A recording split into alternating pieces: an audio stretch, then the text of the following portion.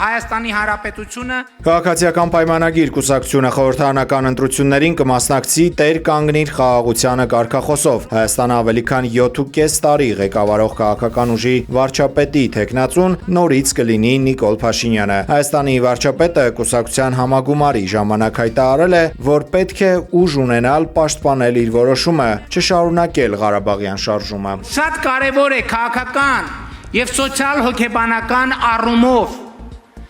չքմեղանալ եւ ուժ ունենալ պաշտպանելու մեր այս որոշումը,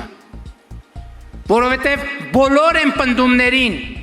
որոնք ասում են, թե Ղարաբաղը մերն էր, բայց այլևս մերը չէ,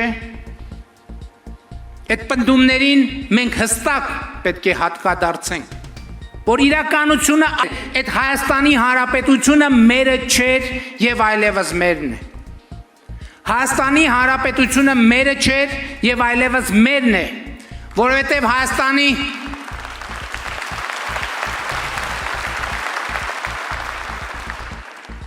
Ղարաբաղի շարժումը ընդամենը լծակ էր Հայաստանի Հանրապետության կայացումը թույլ չտալու համար։